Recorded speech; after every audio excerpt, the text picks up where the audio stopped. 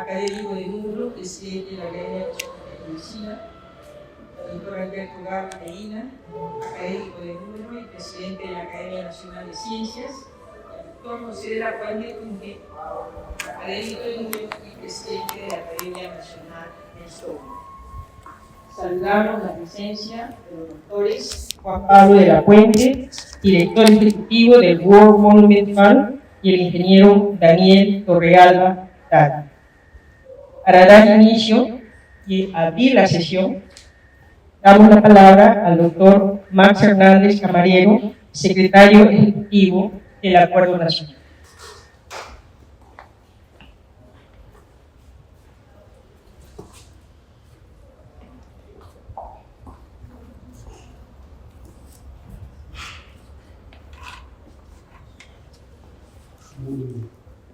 Buenas tardes. Buenas señoras autoridades acá presentes. Empiezo justificando mi presencia.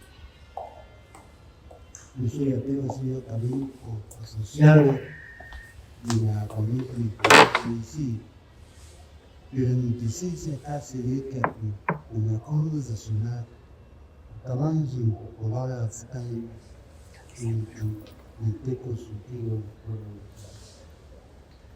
Y en ese sentido, comenzamos exactamente con el doctor González y el doctor Adiós Guerrero.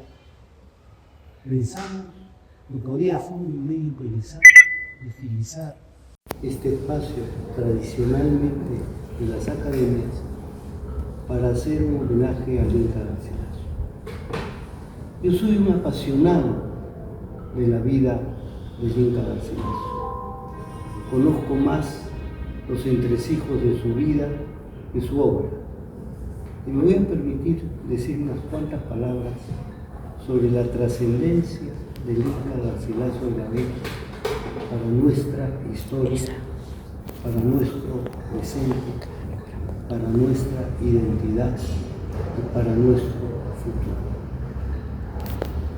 Garcilaso nació muy pocos años después de la conquista, en 1539, hijo de un conquistador español, de cierta prosapia y de una ñusca incaica. El punto fundamental es que ni ella hablaba el español, ni él hablaba el quechua. Que el encuentro fue un encuentro de deseo, fue una suerte de pasión compartida, o fue algo no deseado por ella, no lo sabemos. Lo que sí sabemos es que el niño fue bautizado como Gómez Suárez de Figueroa.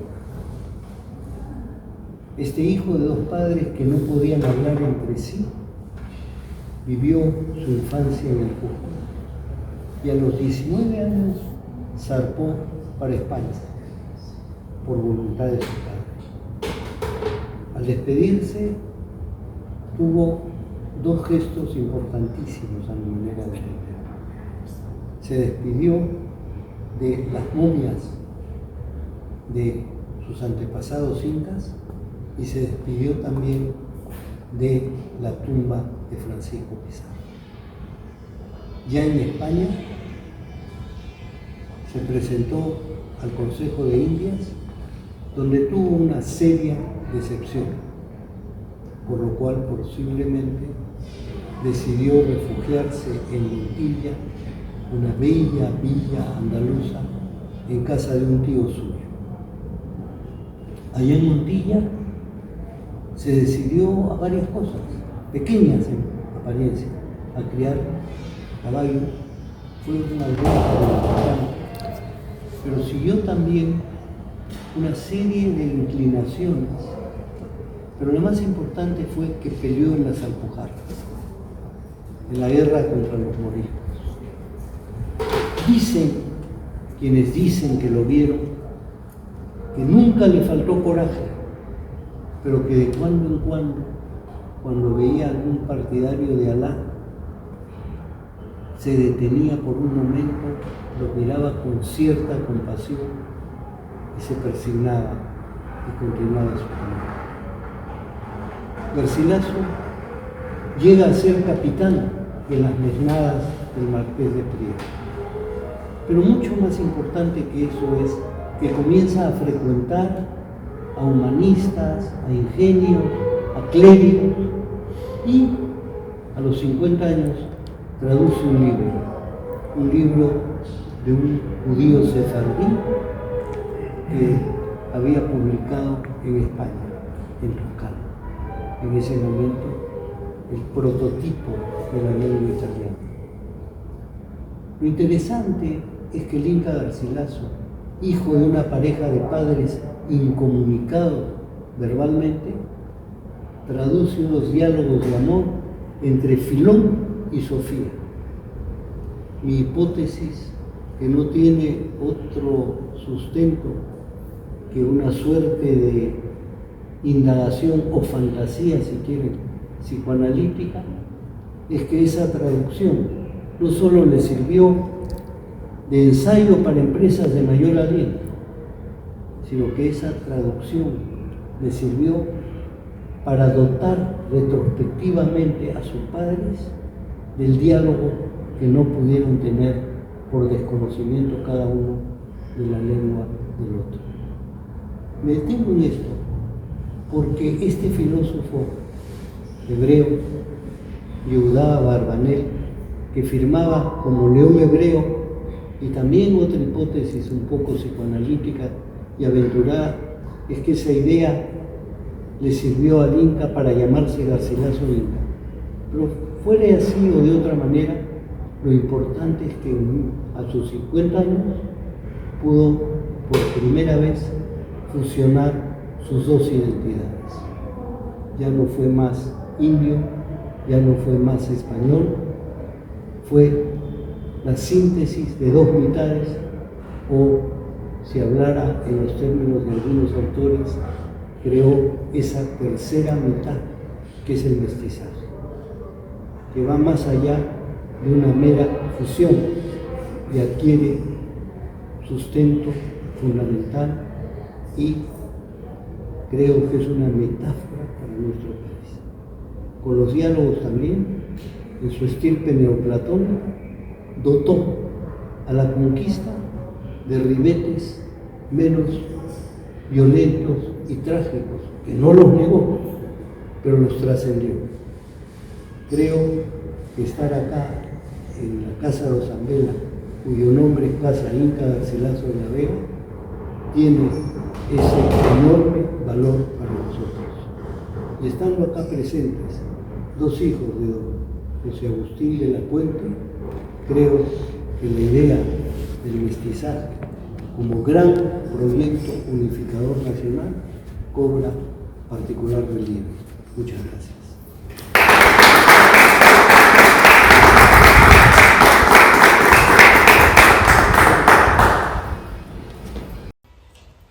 Gracias, Hernández. A continuación, tenemos las palabras del académico de números, doctor Eduardo Hopkins Rodríguez, presidente de la Academia Peruana de la Lengua.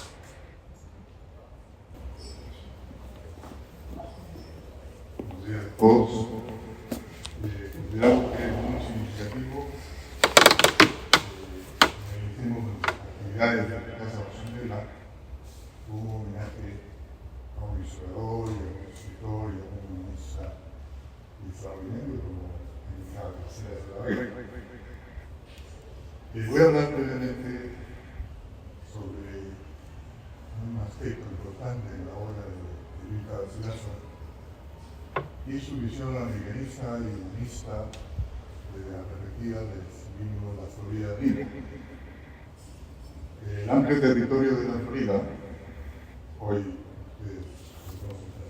parte de los Estados Unidos de América, fue descubierto en 1512 por Juan Ponce de León, quien pensó, de acuerdo al conocimiento que se manejaba en esa época, que se trataba de una isla. Los españoles parecieron largamente por conquistar. Después de la expedición de Hernando de Soto en 1539, la corona española decidió abandonar. Entre los factores que influyeron en esta decisión se consideró la pobreza de la región, así como el carácter bárbaro y la condición belicosa de sus habitantes. La Florida del Inca, en 1605, está dedicada precisamente a historiar un capítulo de la historia colonizadora que es el de la expedición de Hernando de Soto a la región. Una expedición. Los intelectuales humanistas encontraron en el estudio de los autores clásicos una afirmación de la dignidad del hombre y una consideración de la experiencia personal como parte del conocimiento y desarrollo de esta dignidad. También descubrieron en sus lecturas procedimientos para la introspección, la exploración moral y religiosa, el estudio de la interacción social y política, así como los métodos para la expresión y difusión eficiente de las nuevas concepciones. Aspectos del pasado clásico, ejercieron un fuerte impacto en los humanistas en cuanto a la configuración e interpretación de su propia vida interior pública. Como se propusieron trasladar dicho aspecto hacia la sociedad, decidieron abordar fuerza persuasiva, el discurso, la elocuencia para la educación individual y pública. Asumiendo que la lectura tiene la capacidad de transformar al oyente y al lector con relación a su perfeccionamiento moral, intervienen como promotores del cambio cultural. El análisis de los componentes éticos de las relaciones humanas es otra dimensión enriquecida por los autores de la antigüedad y puesta en práctica por los intelectuales del Renacimiento. Una de las mayores adquisiciones del periodo es la de su sentido de lo histórico, el cual involucra las nociones de perspectiva y relatividad histórica, así como el concepto de continuidad y desarrollo cultural a través del tiempo. Es un aspecto central en la organización argumentativa de los textos del humanismo, la idea de que la exposición e ilustración de hechos, figuras ejemplares es esencial para promover conductas dignas de imitación. Más allá de la condición general de ejemplaridad o modelización al servicio moral que opera en el discurso humanístico, Garcilaso, en su texto de la Florida, tiene otras intenciones que conciernen a una idea de relación humana específica. Se trata de un concepto político más que moral, lo cual implica haber entrado a un campo no retorno, en el que lo histórico adquiere una dimensión diferente, superando la reducción humanística de lo ejemplar a la promoción de la virtud y la felicidad colectiva. En la Florida del Inca, Garcilaso asume que las acciones de los personajes del pasado, adoptados como modelos o ejemplos, pueden proceder tanto de la historia europea como de la historia próxima de América. La historia europea sirve para confrontar la historia y la cultura americana desde el punto de vista positivo. Garcilaso tiene aquí varios propósitos. The Bluetooth device is ready to pair. El patrimonio historiográfico americano y europeo, integrando ambas fuentes en una totalidad universal. En segundo lugar, se promueve la historia indígena como digna de respeto por sus condiciones intrínsecas. La actitud de Garcilaso en este segundo aspecto es sumamente significativa por el relieve que le asigna al proceso histórico específico de América. Un tercer objetivo consiste en la proposición de una nueva normatividad que razonablemente incorpore dentro de la noción de justicia del ámbito de lo americano. La ejemplaricidad en Garcilaso no se basa únicamente en representaciones textuales conocidas por los humanistas, sino en hechos y figuras involucradas en acontecimientos históricos inéditos ocurridos en el Nuevo Mundo. El impulso ideológico que hace posible proponer estos casos nuevos, procedentes de la experiencia americana, como modelos autorizados de acción para ser imitados universalmente, se basa en la capacidad del autor para establecer los principios y las líneas de comprensión que permiten construir los enlaces con la tradición sapiencial reconocida de Europa. De aquí el hecho de que el proceso existe principalmente una identificación moral entre el caso propuesto y el mundo del lector, sino que se avance sobre la identificación como algo de que sí cae por su propio peso, dándola por sentado sin que sea necesaria una mayor explicación o discusión para su adopción como paradigma, así limitado o tomado en cuenta para actuar en Garcilaso interpreta los casos de ejemplaridad americana para exponer su visión de la región como parte del contexto humano general. Aspira a que los hechos ejemplares ocurridos en las regiones americanas sean integrados en el contexto de los preceptos sapienciales europeos, con lo cual se articula la noción centrista y homogénea. Parte de la propuesta de Garcilaso tiene que ver con la pedagogía política apropiada a las relaciones de Europa con América. Y esto apunta al Perú de su creado, pero considero que Garcilaso en la Florida tiene una visión más abarcada. La Florida es un texto autónomo con un proyecto ideológico específico aplicable a un territorio que excede el espacio limitado del Perú. Bartolomé de las Casas, en su apologética historia, en el capítulo que lleva como título de cómo todas las naciones pueden ser reducidas a buena poesía, concluye que es imposible,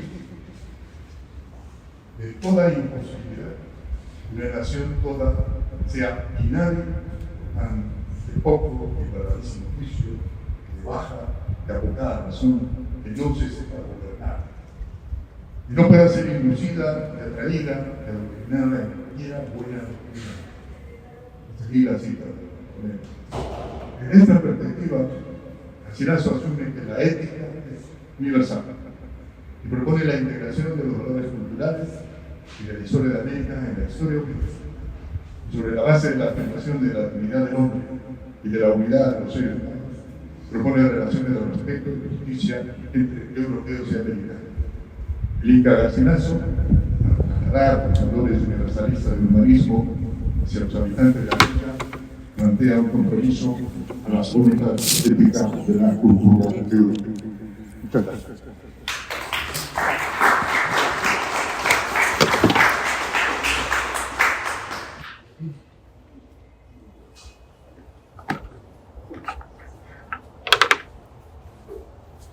Muchas gracias, doctor Eduardo Hopkins, presidente de la Academia del Perú de la Ley. A continuación, tenemos las palabras del académico de número, doctor Gustavo González Nanquico, presidente de la Academia Nacional de Leyes. Muy buenos días a las autoridades de las academias y nuestros distinguidos invitados. El día de hoy que conmemoramos el aniversario del natalicio de nuestro Inca Garcilaso de la Vega. El 12 de abril de 1539 nació el Inca Garcilaso de la Vega, hijo de la princesa Chico y del conquistador Garcilaso de la Vega. Hoy, las academias de la lengua, medicina, historia, ciencias y de derecho le rinden homenaje por su 486 aniversario de su natalicio. Este gran mestizo representa como símbolo el legado cultural entre España y Perú. En 1979 se da el decreto ley 22677, autorizando al Ministerio de Educación la compra de la Casa Osandela para ser sede de las academias y mantener los lazos culturales entre Perú y España. Para ello se crea el Centro Cultural Inca Garcilaso de la Vega, cuya presidenta actual es la doctora Margarita Guerra, es presidenta de la Academia Nacional de Historia. El Inca Garcilaso de la Vega fue un escritor mestizo, precursor del indigenismo en la literatura peruana y el primer escritor del Perú. Su obra más célebre, Los Comentarios Reales, lo escribe en España y publica en Lisboa en 1609, luego de 49 años de su viaje a España, que ocurrió cuando él tenía 21 años y en la que residiría hasta su muerte en 1616. En sus comentarios reales trata de la historia, costumbres y tradiciones del antiguo Perú. En ella, al igual que otros cronistas, aborda el efecto de la vida en la zona de altura. Garcilaso de la Vega, como el padre Bernabé Cobo, eran de la opinión de que los efectos de la altitud sobre los organismos eran principalmente atribuibles al frío. No mencionaron a la hipoxia, como sí lo hizo el padre José de Acosta en 1590 en su libro Historia Natural y Moral de las Indias, en lo que sería la primera destrucción del Toroche, cuando un grupo de españoles que se dirigía a Cusco sintieron los efectos en las alturas del Pariacán. El imperio inca duró más de 400 años, según menciona Herrera, que estuvo en su apogeo entre los siglos XV y XVI, en la época de la conquista española. Curiosamente, los incas realizaban un censo anual que registraba el número de defunciones y nacimientos, según menciona de la Vega y también Ciesa de León. El objetivo de dicho censo era conocer el número de personas capaces de pagar tributos disponibles para la guerra y para la defensa de las ciudades. Del mismo modo, los incas conocían el número de discapacitados y el número de viudas, los cuales recibían apoyo del Estado. Según Garcilaso de la Vega, los incas también tenían leyes que afectaban al matrimonio. Las mujeres no podían casarse hasta los 18 años, mientras que para los hombres la edad se fijaba en 25 años. Durante el primer año de matrimonio, la pareja estaba exenta de pagar impuestos. Siguiendo la lectura de los comentarios reales, Garcilaso nos relata que Huayna Cápac, otro emperador inca, no tuvo hijos con su primera esposa, Picuhuacte, pero su segunda esposa, Rawa Ocllo, dio a luz a Huasa, el penúltimo emperador, que fue sucedido por el último emperador inca soberano, su hermanastro Atahualpa. A pesar de los problemas de infertilidad, los conquistadores observaron una alta fecundidad entre los incas que vivían en las tierras altas. Las madres atendían el parto solas y no necesitaban parteras. La lactancia materna exclusiva también fue una característica de la población cusqueña, a 3.400 metros, con la alimentación 3 veces al día y la duración de la lactancia de 2 años. Dado que la descripción de la lactancia materna se restringía a la población cusqueña donde vivió Garcilaso de la Vega, es difícil decir si este era una característica general de las poblaciones de las tierras altas y o un hábito general en ese momento. Datos recientes apoyan una mayor duración de la lactancia materna exclusiva en lugares de gran altitud que a nivel del mar. La abstinencia sexual durante la crianza de los hijos era también una costumbre, según refería Garcilaso de la Vega. Francisco Pizarro, el conquistador que dio término al imperio inca, se unió en 1533 como una nativa, Ispecisa, y tuvieron 2 hijos. Francisca, la primera mestiza nacida en Jauja, en diciembre de 1534, y Gonzalo, en 1535. Otro mestizo notable, Garcilaso de la Vega, ilustre poeta y aclamado escritor sobre los incas, que nació en Cusco el 12 de abril de 1539, 5 años después de que su padre, el capitán Garcilaso de la Vega, llegara al Perú. Su madre fue la princesa inca Isabel Chipu Hoyo, nieta de Huayna Cápac. De esta manera, Garcilaso de la Vega nos permite conocer que la reproducción de los españoles con mujeres aborígenas peruanas que vivían hasta los 3.400 metros de altitud del Cusco era factible.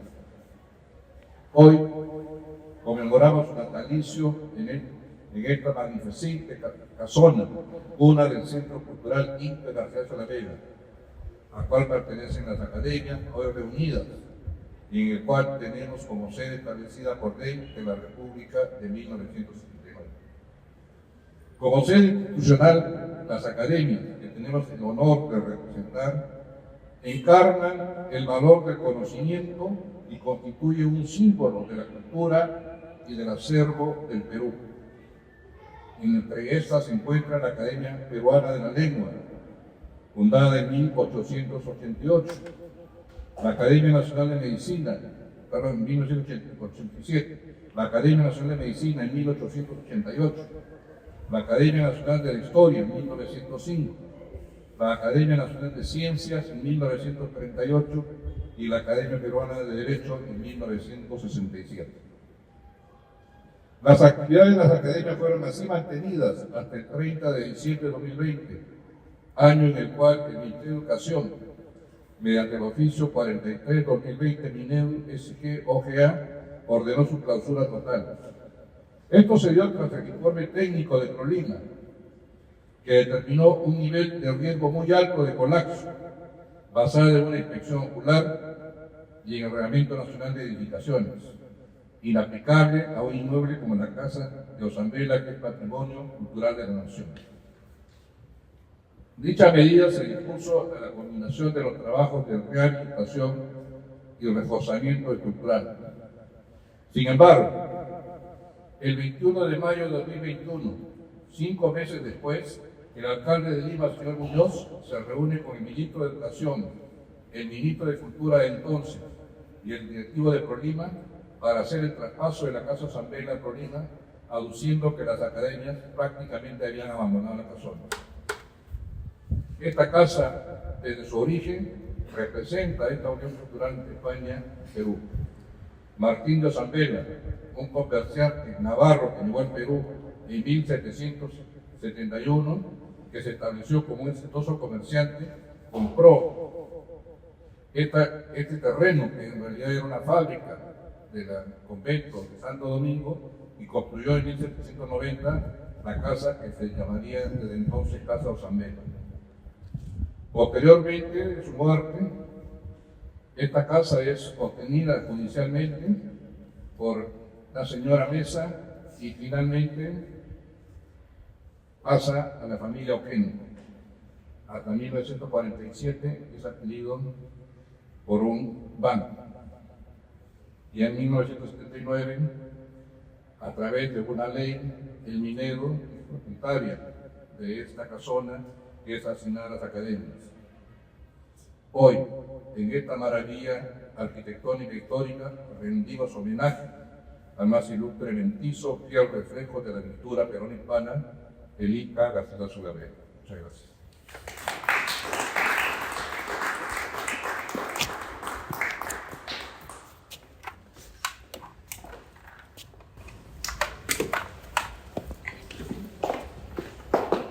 Muchas gracias, doctor Gustavo González Rengifo. Y a continuación invitamos a las palabras del académico de número, doctor Alberto Gago Medina, presidente de la Academia Nacional de España.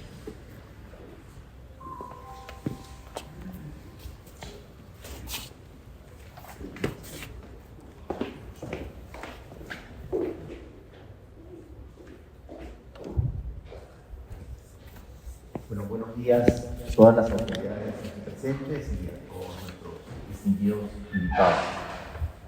He preparado un breve discurso tratando de hacer una conexión entre Garcilaso y la importancia del valor del conocimiento y la reflexión política. Vivimos tiempos en los que reafirmar el valor del conocimiento, la cultura y la investigación se ha vuelto más necesario que nunca. En ese marco, conmemorar la figura del Inca Garcilaso La Vega no es solo un acto de memoria histórica, sino también un reconocimiento de su vigencia como testimonio del poder transformador del conocimiento. La gran obra del Inca Garcilaso La Vega, los comentarios reales, fueron posibles gracias a un acucioso trabajo de investigación, realizado mediante un análisis filológico y crítico de los escritos sobre los incas, elaborados por historiadores españoles que lo precedieron. Este proceso nos revela a Garcilaso como un riguroso investigador humanista. Además, su obra, fruto de su visión bilingüe y bicultural, representó un aporte sin precedentes al conocimiento del mundo incaico, puesto en diálogo con el mundo occidental, en particular el español. Así pues, el Inca Garcilaso La Vega encarna el valor del conocimiento y la cultura, así como la importancia de la investigación, entendida como el camino que nos conduce a generar nuevo conocimiento. En nuestro contexto nacional siempre resulta oportuno recordar la importancia de la generación de conocimiento como pilar fundamental para el desarrollo de nuestro país y de cualquier nación. En ese sentido, es necesario destacar el valor del conocimiento en sí mismo desde una perspectiva holística, sin reducirlo únicamente a su utilidad práctica inmediata. El conocimiento puede, por ejemplo, ayudarnos a comprender mejor nuestra historia o a profundizar en el entendimiento de la naturaleza que nos rodea, en campos tan diversos como las humanidades, las ciencias naturales y exactas.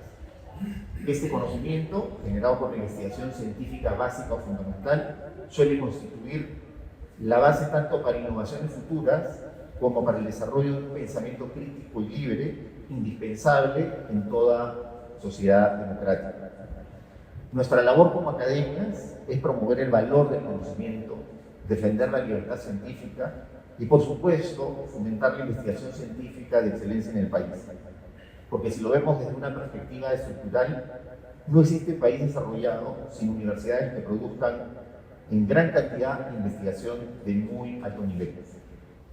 Y es que cuanto más capaces seamos de generar investigación científica básica o aplicada de calidad, mayor será el impacto que podamos tener en nuestro progreso económico, en la innovación social y en nuestro bienestar colectivo. Apostar por la investigación científica de excelencia no es un lujo, es una condición indispensable para el progreso. Pero para lograr convencernos como sociedad de la importancia de la investigación científica, debemos empezar por valorar el conocimiento. Porque una sociedad que no valora el conocimiento será inevitablemente incapaz de interesarse por generarlo. Muchas gracias.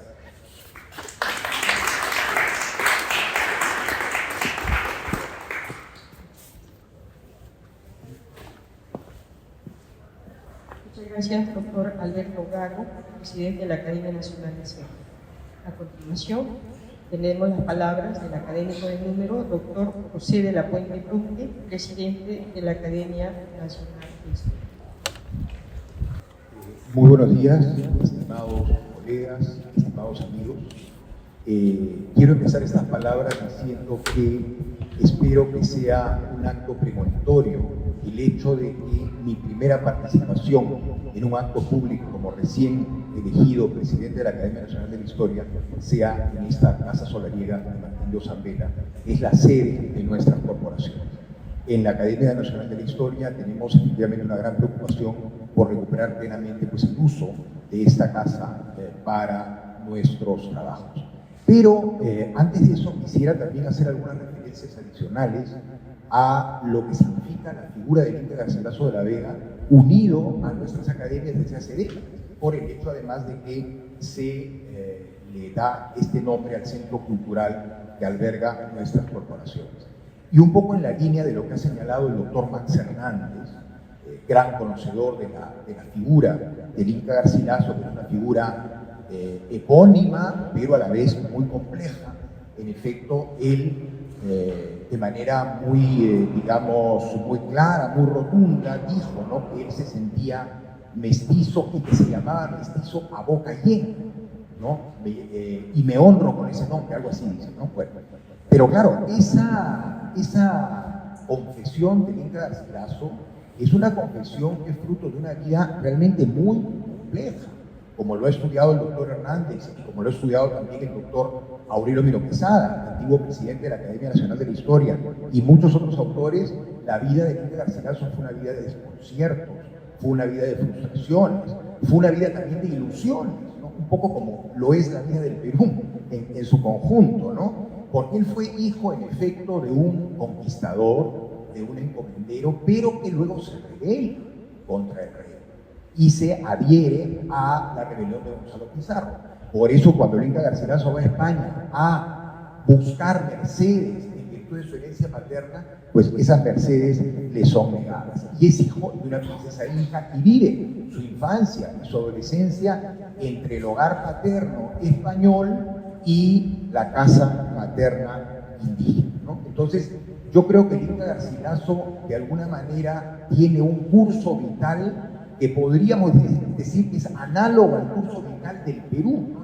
El Perú como una persona moral, podríamos decir, ¿no? Efectivamente, nuestra historia está llena de desconciertos, está llena de frustraciones, pero también está llena de ilusiones, ¿no? Un poco en la línea de lo que decía Jorge Basadre cuando, al hablar de los inicios de la República, mencionaba la promesa de la vida peruana, ¿no? Esa promesa que, bueno, que todavía está por cumplirse, que nosotros tenemos que trabajar para cumplirla. Y quiero unir esto con algunos comentarios sobre nuestras academias. ¿Por qué? Porque el Perú es un país que realmente tiene muy pocas instituciones sólidas. Bueno, en realidad tiene muy pocas instituciones serias, podríamos decir, y con trayectoria, ¿no? Si nos ponemos a pensar, serían pues muy escasas las que podrían ocurrir ahora. Y creo que nuestras corporaciones forman parte de ese pequeñísimo conjunto de instituciones pues que tienen tradición, que tienen solera, que tienen una trayectoria de servicio al Perú. La Academia Nacional de la Historia este año, en febrero, ha cumplido 120 años. Y yo estaba revisando un poco los antecedentes de la institución y realmente pues peruanos de primerísimo nivel, grandes amantes del Perú, fueron miembros de esta academia, como también de las otras academias cuyos presidentes nos acompañan hoy día. Por tanto, yo creo que es un deber absolutamente pues ineludible el que nosotros pongamos todo nuestro esfuerzo para que en efecto esta casa pueda volver a ser de manera efectiva la sede de nuestras academias, porque creo que constituimos instituciones importantes en este contexto tan complejo por el que pasa el Perú, ¿no? Yo recuerdo, por la vinculación de mi padre, y agradezco al doctor Max Hernández por haberlo mencionado, con esta casa, recuerdo cuando en los años 80 se hizo un convenio con la Confederación Española, cuyo fruto es una placa que está allí en el zaguán. Recuerdo a varios académicos, y en particular a uno, que no llegó a ser presidente de nuestra academia, pero fue un personaje muy eficiente, muy vibrante, César Pacheco Vélez, gran amante de Lima, autor de varios libros muy importantes sobre Lima, que tuvo una ilusión impresionante en la inauguración de esta casa. Yo creo que en memoria de todos estos antecesores nuestros, y sobre todo pensando en esa promesa de la vida peruana, debemos hacer todos los esfuerzos para pues, poner esta casa en condiciones para que podamos seguir en nuestro trabajo siempre en servicio del Perú. Gracias.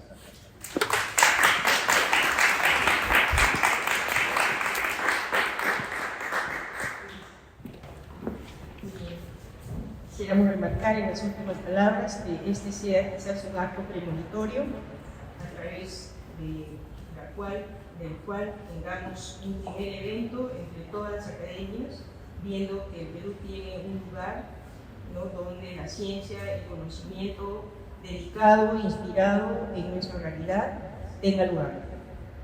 Hacemos voto porque este primer evento se repita, lo utilicemos más, tengamos más vínculos entre nosotros, empecemos a difundir que este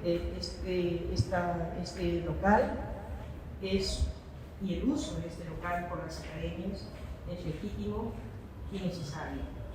Sin más, informamos que el programa ha concluido, agradecemos su presencia y les invitamos a un video de honor. Gracias.